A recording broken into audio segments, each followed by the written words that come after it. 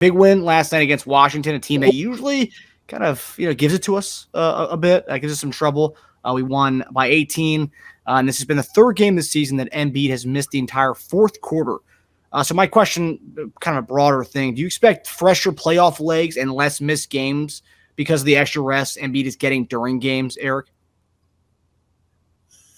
No, I mean, I really don't. I mean, when you think about it, but I think someone his size playing is still playing. Playing less minutes, it does help, but you still play the game. So you still play 30 minutes or so. So, no, I don't think that, playing less or playing a quarter helps in the long haul. I may think it helped maybe the next game or two, but for the long haul, no, that grind is still going to be there.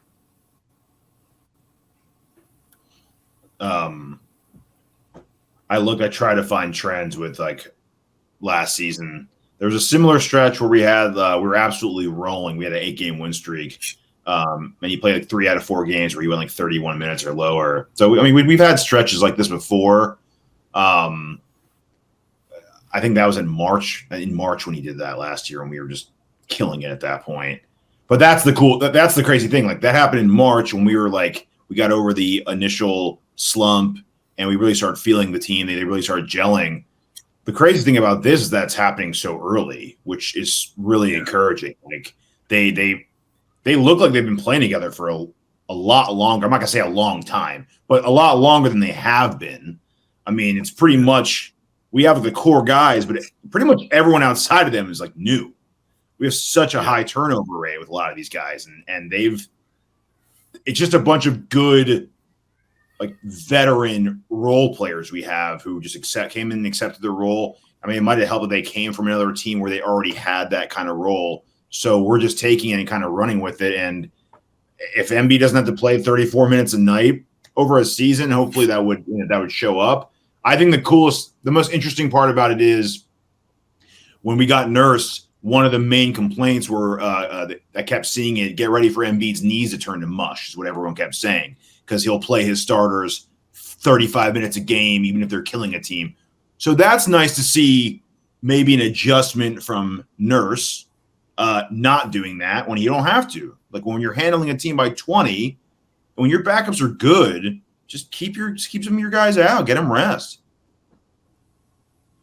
I mean, I think it's still early, and I think it's still situations. I mean, you look at, and I know it's another team, how the Lakers said they were going to play LeBron 29, 30 minutes. Yes, he didn't want to do that, but I think the situation, the way their games have been going, they've been competitive in the fourth quarter and could win, maybe not. So I think you still need kind of time to kind of see how this is going to go, because I mean, you hit a stretch where and I already know, like, just by the way the schedule is going, it's going to be the typical top team schedule, which means most of the top games are going to happen post NFL, where more games can be on television and when that's television. So the schedule will get harder with more of the top teams playing them more often and playing more often on television, national television. That's usually how it goes. So we have to continue to win these games you're supposed to win, and kind of build that rhythm. Try to get, because I think maybe this season, more than any season recently, home court is really going to matter. It's really going to matter, because I think you're going to have so many teams that are close as far as winning percentage and total wins. I just think it's going to be a really close race for home court advantage. Yeah, any edge we can get in the playoffs would be great. And I just want to see a playoffs where Embiid doesn't have an injury going into it, that he's like somewhat fresh going into it. I know freak things happen, so you can play 20 minutes a game and something freak can happen to you. I get that, but I just want to, it's a long ways away, but it's a good start, and I just hope we can continue getting him less minutes where we can. And a big problem we've had in the past was we'd always kind of keep teams in this like 8 to 12 point deficit range. And then the second we took Embiid out, boom, a team would like bring it back up to 6 and be like, all right, get back in there, big fella. Let's get that lead back up to 15 again. It seems like that's a little different too. Like the Nurse is getting the rest of the team cohesive enough to like build on leads when he's not in the game now. And it's like, okay, I guess I think if I had to point to one thing for that, I would say that's where Maxey's has gotten better.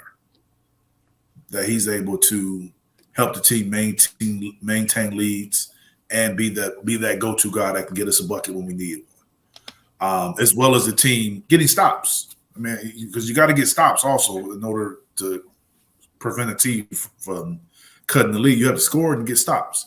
So I think that the combination of both, not turn the ball over as much, because that hurts you as live ball turnovers and easier scoring opportunity for teams. But I think overall it's just collectively solid play, and the record shows it. It starts by beating teams like the Wizards, having hiccups with the teams who aren't going to make the playoffs and stuff. I mean, that's, at the end of the season, that's the stuff we look at, when it comes to, having such a close race with Boston or Milwaukee to get that 1 or 2 seed. It's games like that matter. Just never know. I mean, you have to beat those teams also. But if it comes down to tiebreakers, say for instance, you split with those teams and it comes down to tiebreakers. And like I said, we had the same record as the Lakers in 2001. We could have played at home.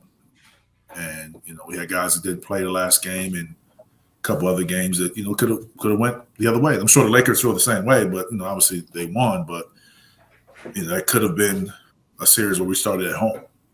So, and I've been in other series where, we had ties. And I remember my first year in Cleveland, we had a tie for the AFC with the Nets. And the Nets got in because they won the tiebreaker. Oh, man. So, I mean, it hasn't been, up until maybe recently and before they added the playing games or whatever, but it wasn't many teams in the East for a while that had a winning record that didn't get into the playoffs. And that was my first year in Cleveland. That happened to us. We were tied for the AFC with the Nets, and they had the tiebreaker. So I've personally experienced, ties and all that stuff mattering during the season.